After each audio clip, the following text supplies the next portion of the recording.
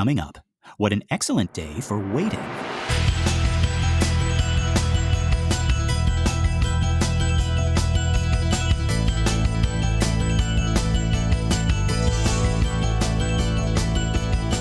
Well, howdy folks, and welcome to Minute 34 of the Exorcist Minute, a show where we endeavor to examine, extrapolate, and excavate the Exorcist minute by terrifying minute. My name is Lester Ryan Clark. And I'm Keenan Diaz. And we'll be your holy guides on this journey through what some have called the scariest movie of all time. Okay, so our minute opens with a concerned Dr. Klein saying, "Can you feel this?" And it ends with Dr. Klein saying, "A disorder of the nerves." Yeah, it's more like, a disorder of the nerves. Rather loudly, but we'll get to that and to this doctor. For now, let's take a look at the top of this minute. Something I noticed, very, very subtle. They probably already been doing this, and I just didn't catch it in previous minutes, but there's music in Dr. Klein's office, and it's actually made to sound like the muffled version of the waiting room music. And when we switch it in just a second from the office to the waiting room on the same note, the music is a little louder out there. And I like that. And I'm guessing that's to help us know when and where things are happening, and also how near Regan and Dr. Klein are physically to the rest of the office. It also made me realize something about the end of this minute, but we'll get to that in just a minute. Yeah, and it's actually Les Baxter's Quiet Village is what our Amazon X-ray tells us. And I looked that up a little bit. Did you see what Les Baxter's about? I'm sure there are music fans who are screaming at us. We're like, you're just discovering Les Baxter. He's apparently a really big deal. I did notice that. I was like, oh, Les Baxter. Yeah, so thank you very much, Keenan, for bringing that up. You know, I don't know music very well. My boyfriend is a music person. He's a piano technician, and he's a pianist, and he's a vocalist, and I learned so much from him. But I don't know music very much. And so Lex Baxter is from the 1940s and 50s. He was a breakout artist who did easy listening, and he styled the type of easy listening that he liked was later on called exotica. And he has this album that gives us Quiet Village, and it's like this appropriation of native music, sort of this pan-native music from the Congo to the South Seas that was really popular in the post-war era. Huh. Okay. It was like this calming, the kind of music you'd have at a tiki bar or something like that. Yeah. Interesting. And I like the irony of the name Quiet Village when we have I don't know, this waiting room is a little bit chaotic, or maybe a little bit of contained chaos. Yeah. I think it's interesting that we're using like a famous existing easy listening track rather than doing what had become rather big at this point, I believe, like Muzak, which is taking, say, like popular rock songs or songs with lyrics in them and then turning them into easy listening. So we're using like a primary source easy listening rather than like, I don't know, taking Eleanor Rigby and turning it into easy listening. Yeah. And once again, this is like a case of Friedkin taking a pre-existing piece of art. I'm thinking Tubular Bells, I'm thinking Polymorphia, and inserting it into his movie. I like this. Right. Can we Carmen coincidence this thing? Quiet Village? I mean, I guess someone has to pick it, right? There's a music supervisor whose job it is to put tracks in front of the director and producer and say, like, what if we use this? What if we use this? And, us on the outside tend to, look at the titles of things. That gives us like this, we can analyze titles and lyrics better than musical notes for Carmen coincidences, right? Is the lion sleeping? Wait, no, that's another song. Oh, Lester, you idiot! It's a different one, right? That's a different Quiet Village. Quiet Jungle. Well, no, Mighty Jungle, Quiet Village. Goodness. Oh no, Peaceful Village. Oh my God. I can hear the unsubscribing. Peaceful. Yes, you're right. Peaceful Village. Wow. So now that we've pissed off everybody. Music aficionado, So Dr. Klein is puzzled. I think it's going to be his default in this movie, puzzlement. When he's not arrogant and condescending, he is out of his depth. But he keeps asking Regan if she feels when he hits her with the little hammer. And I really like Regan's response here. Linda Blair's choice to make her answer of, I don't feel anything, seem like maybe she's not answering his question. Maybe they're not even talking about the same thing. Yeah, really fun, discordant thing. Yeah. Yeah. And it's such a quick, like, he's trying to talk to her, and at the same time, he's making his doctorly observations and everything like that. And it seems almost like she's not paying attention to him. She's not noticing him. But at the very last moment, she turns abruptly. It's like, I don't feel anything. Mm-hmm. And like, you get this kind of chill because like, oh, she was listening to him the whole time. And like, she's like, are we done now? Like, I know what you're trying to do. Like, I'm completely aware of you. I'm smarter than you. Yeah. Right. Ugh, chills. Yeah. That creature you were observing out in the wild, it was observing you back this whole time. Mm-hmm. Yeah. But then we cut back to outside, and we don't know how much time has passed, but man, those kids are still fighting. And you'd think their mom would by now be kind of like, all right, knock it off. But I don't know, maybe she has, and it just didn't work. Watching it closely now, it almost feels like these kids don't belong to anybody. Did you get that impression? Which of these women is the mother? Right. None of them's acting like the mother. No. I mean, sure, we got a woman close by, but she's paying as much attention to them as everyone else in this waiting room, which is to say, not at all. And maybe that's true to life too. Maybe mom is just so tired of this. It's been going on all day. It started before they got to the doctor's office. It's probably nervous energy because they're at the doctor's office, and as kids do, they're going to express their nervous energy in that way, and they're going to like overcompensate for their nervousness and be like overly aggressive. That is until Dr. Klein wheels out the Cardiograph 2000. But, it was, and they're like, "Yay, the Cardiograph 2000!" No, I thought they would poop their pants. I thought they'd be scared. It's like, oh no, no, they're like, "Yay, Dr. Klein's updated from the 1000s. His practice is doing really well." Oh boy, that Cardiograph 2000. If this were an 80s movie, it would be a robot. Right, that's right. Cardiograph 2000 doesn't understand love. Yeah, has a little face. Get a nice little montage of everybody getting their cardios checked. They teach it to get girls at the end. That's like the post-credit scene, like an airplane. Is it gets the Cardiograph 2000 girl version? Oh yeah. Drive off together. He gives them a little metallic kiss, and then like something on the machine like blows some steam or something like that, or a little blush happens on its little computerized face. Right? Wow, and then it says the catchphrase that we've been doing the whole time. It's like wow, wee woo, or something like that. I don't know. And that's how we end.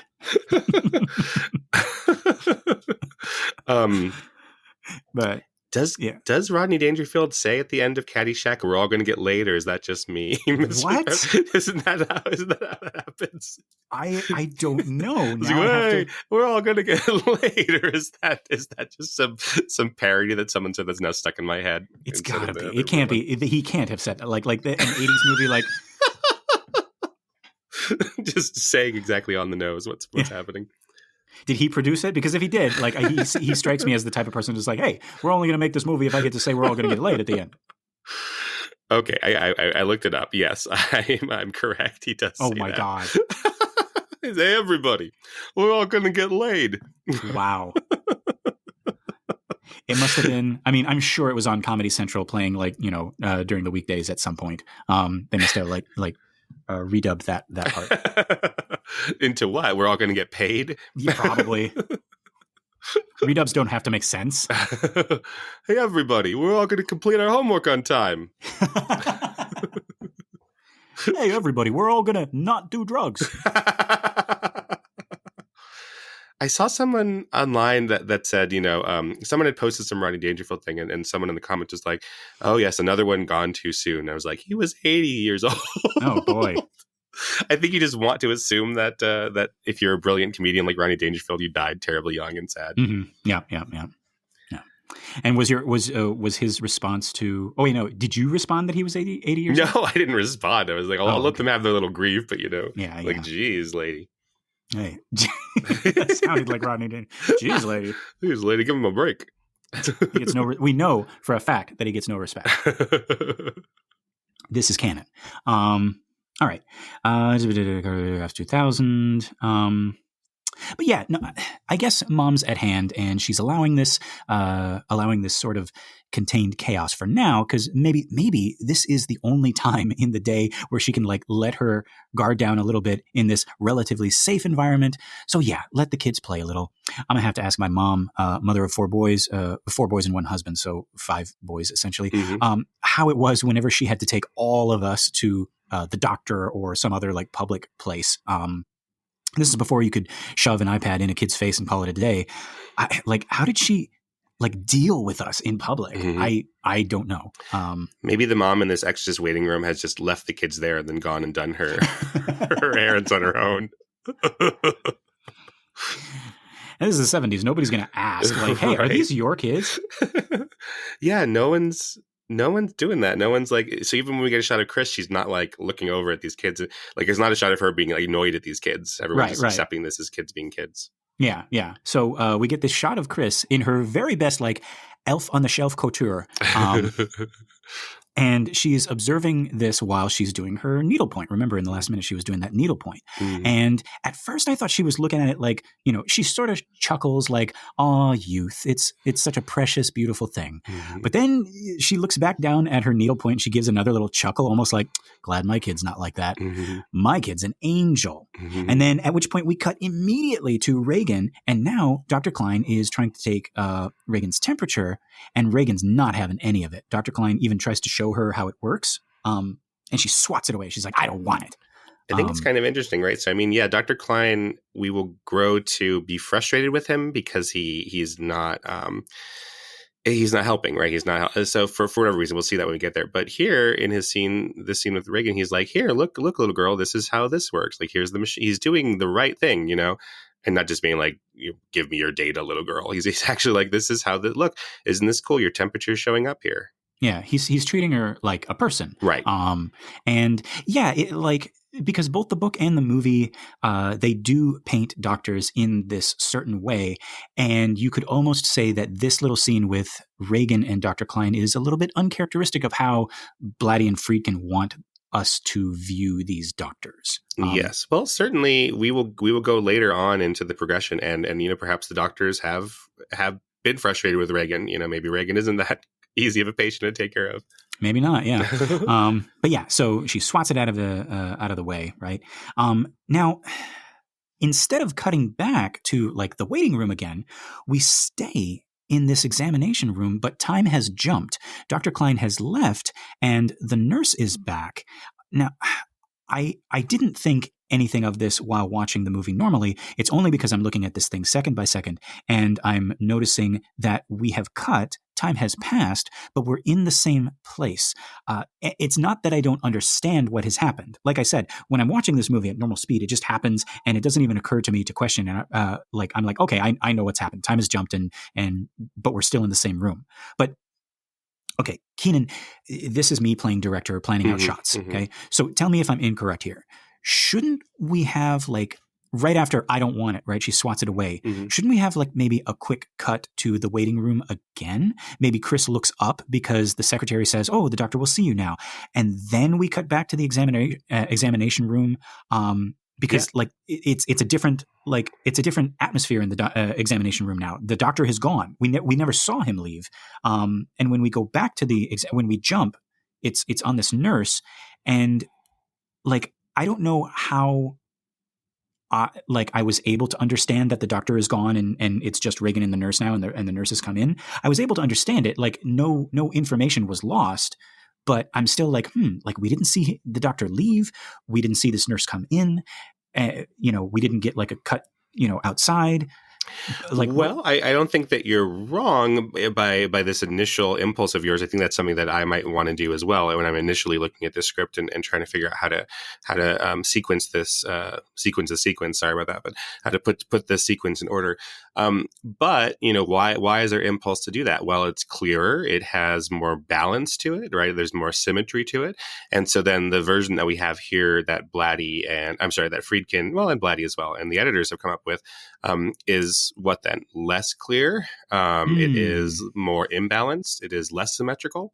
So, I really think these thought experiments are really helpful when I'm teaching film students. Like, what could we have done here? This is what it is. And sometimes it's helpful to understand what the choices are by seeing what our default choices would have been.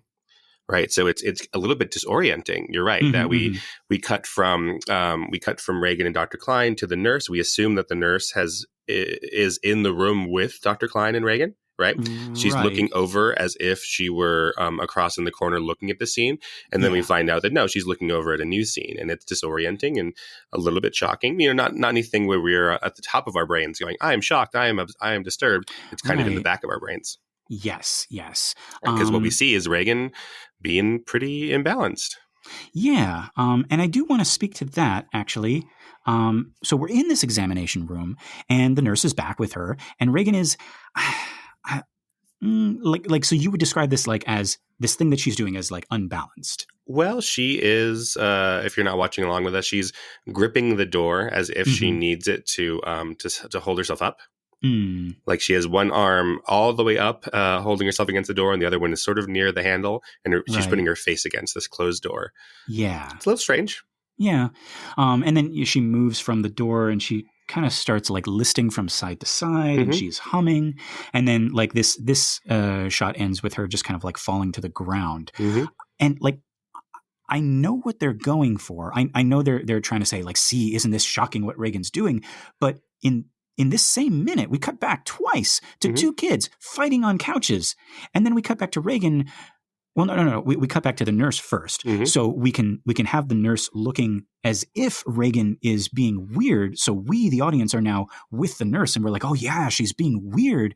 And the music kicks in, and it's like chaotic and psychotic. And I know it's not like polymorphia, but it's the same vibe. It's like violin strings whispering and babbling like a crazy person. And then Regan falls, and that's like the one like, oh no moment for me. But other than that, like, take away the creepy music, intercut this scene with Chris and Dr. Klein talking about boring medical stuff. And suddenly it looks like Regan is like bored and wants to go home. And she's sort of like, finding ways to entertain herself as kids do. Like I work with kids, and kids, I almost said kids acting weird is normal, but it is. Exactly. Like, it is. That's exactly. Yeah, it is.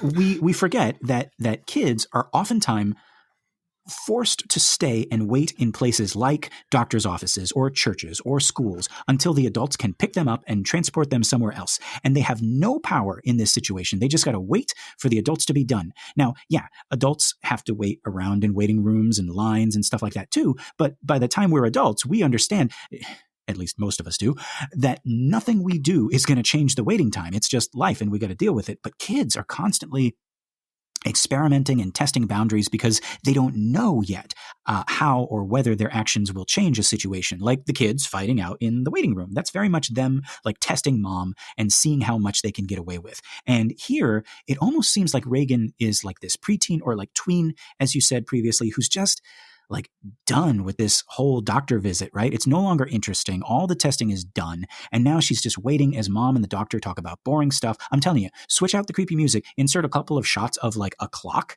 And now everything Regan is doing, from the humming to the weird moving like she's a TIE fighter in space, Star Wars Minute, check them out, folks. To the leaning on the door, right? It's like, oh, come on. Like it's all just kind of like a kid who is bored and done with this like doctor visit. That's kind of like what I'm seeing now.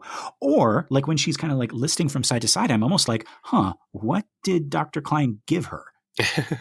This nurse though is looking at her, and you're right. She's looking at her and is like, oh, this girl's being weird, but she isn't like, this girl's being possessed by the devil, right? Right. It's us with the information that we have from previous scenes and all the forward momentum of the film, and our knowledge a little bit that the title of the movie is The Exorcist and all that is putting that onto this child. And so we're more concerned than the nurse is. Not to say that Regan isn't doing anything demony here, right? We don't really know. The whole scene is ambiguous, but we're constantly looking out for that, right? Because we have this dramatic irony. We know things the nurse doesn't know.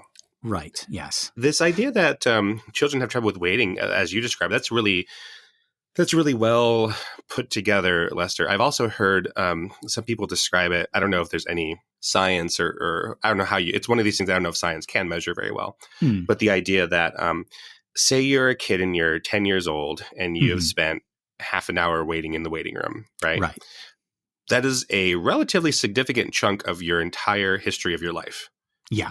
As opposed to if you're a 40-year-old who's waiting 30 minutes in a waiting room, that is literally 1/4 less, or how I say 75% less of your life that you've been waiting in that waiting room for a child. So for a child who doesn't know any better, like a year of their life, their first year of school or something is 1/10 of their entire life, as opposed to for us, 1/40 of our entire life. Time is slower for children and time goes faster for adults. Yes, and that's why it seems like summers last forever, right? And Christmas time lasts forever, or like the time you're trying to sleep before Christmas morning. You just like that just takes like that's an infinite amount of time just stretching on. If you are say in the summer between middle school and high school feels like it lasts forever, but it's only your 5th summer vacation or something, like that. It's not that much, so you have nothing else to compare it to. Yeah. And again, like as kids being the the little like it sounds like learning sponges that they are, right? Like they are still gathering data that and that's still like everything is new, everything is interesting, everything is exciting until it's not, until you put them in a doctor's waiting room, and then they're like, well, now what? You know, and they're so used to the speed of like gobbling up like new information that like, okay, well, now I'm just going to put you in a room where like nothing is new. You've seen all this before. All the interesting stuff is done. We're done with the examinations. We're done with, the guy in the lab coat has left and the nurse is back. We've already seen her, everything's finished. Now you just got to wait for mom and the doctor to talk about, I don't know, like bills or something. You know what else? Like this nurse. So this is this nurse with the coffee filter on her head. Right. She looks a lot tougher to me than Dr. Klein. Like if I was a kid, Regan, who was going to like mess with people, I mess with Dr. Klein. He looks like a pansy. And I don't know if this nurse is going to take it for me. Oh, no.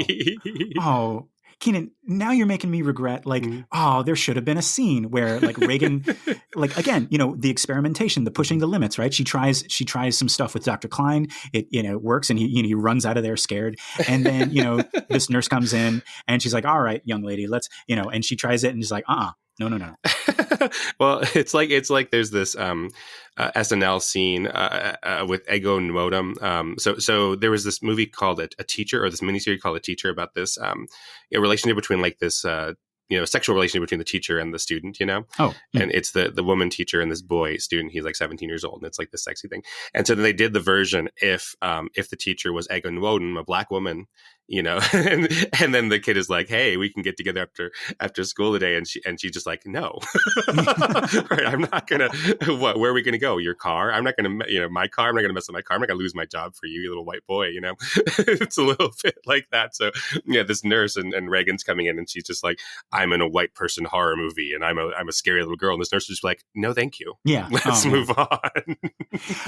I would say like this nurse seems like the person who would like not only like shut Regan down, or shut Captain Howdy down, right? Right. Like this nurse seems like the type of person who would not only shut Captain Howdy down, but also like I don't know, get Captain Howdy to like open up and just kind of like.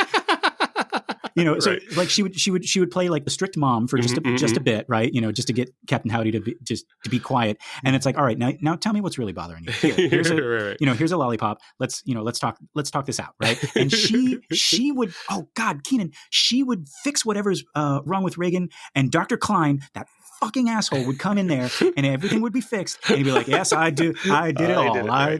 Oh God! My prescription pad and me. Yeah, right. I didn't even prescribe the Ritalin, but it worked. One last thing about the waiting room before Chris comes in.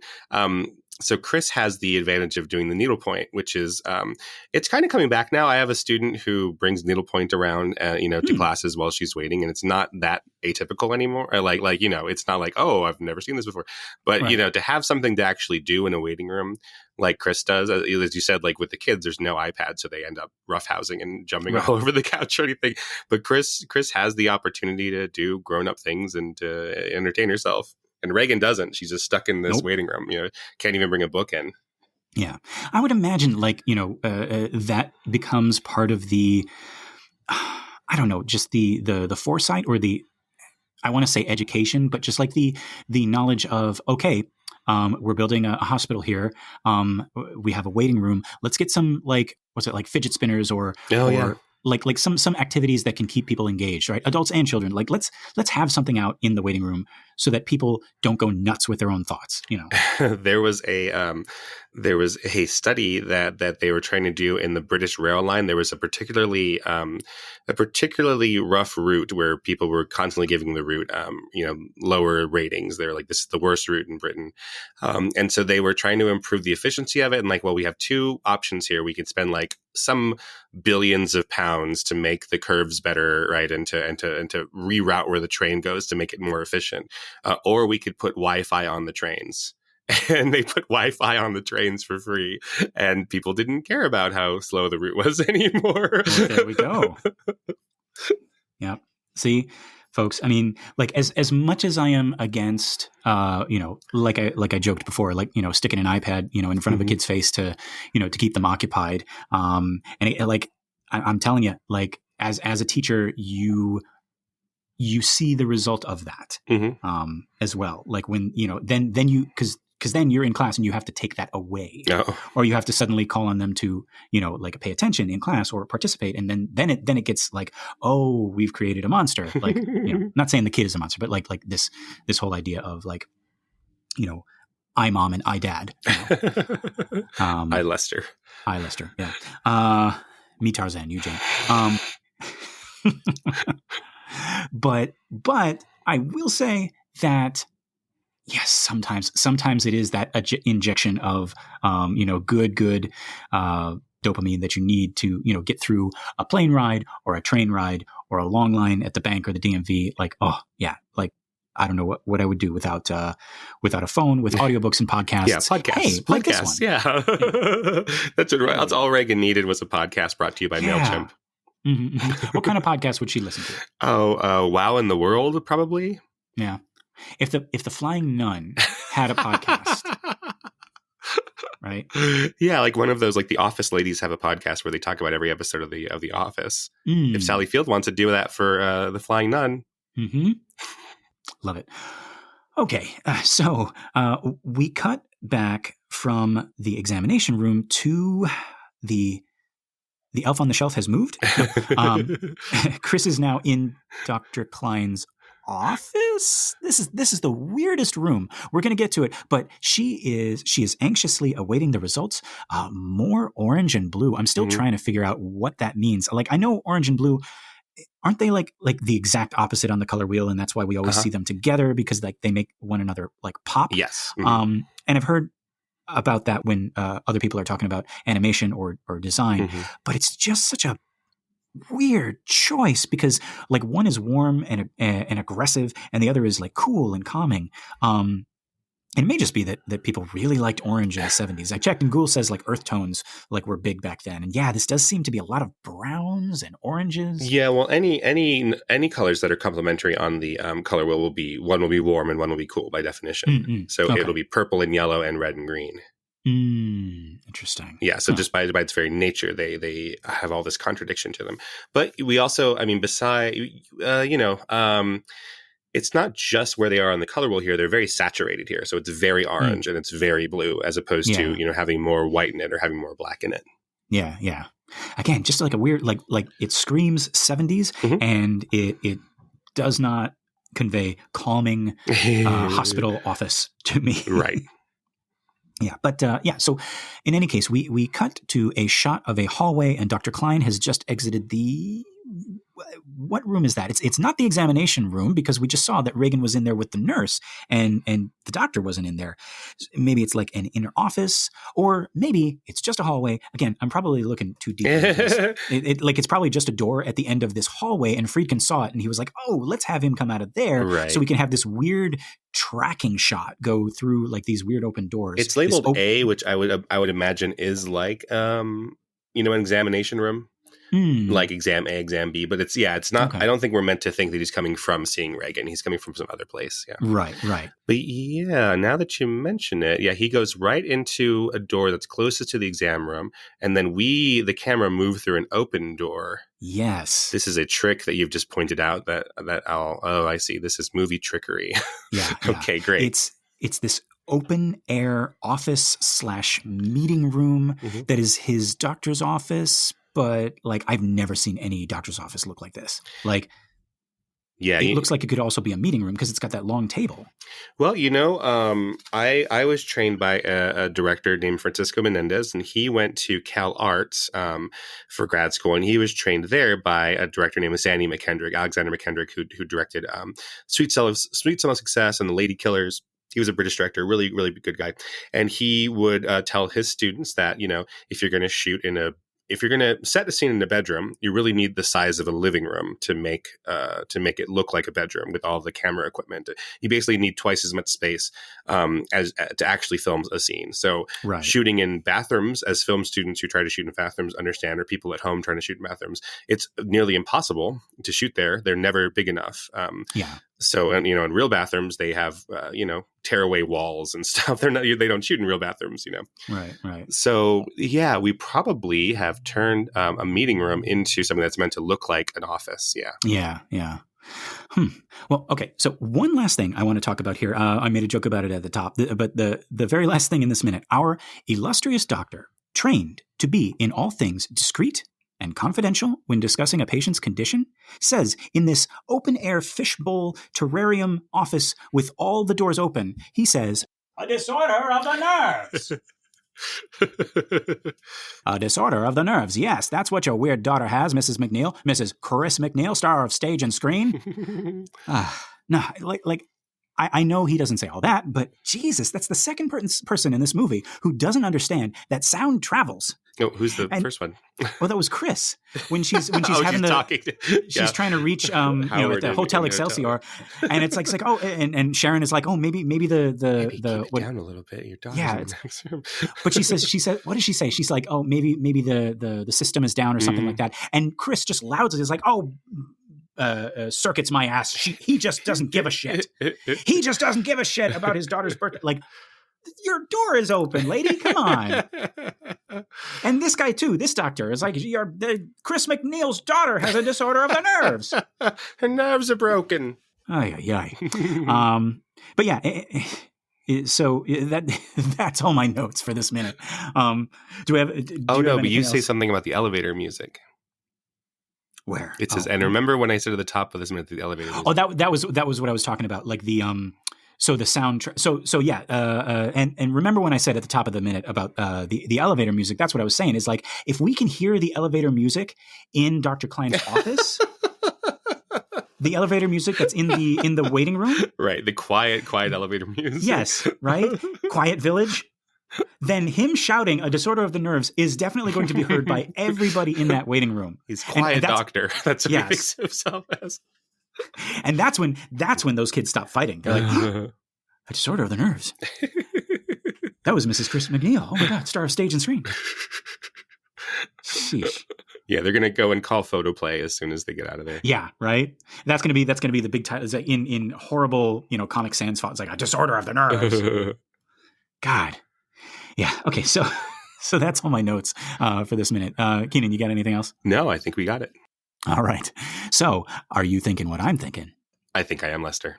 Folks, until next time, the power of Rodney Dangerfield compels you. Hey, everybody, we're all going to get exercised.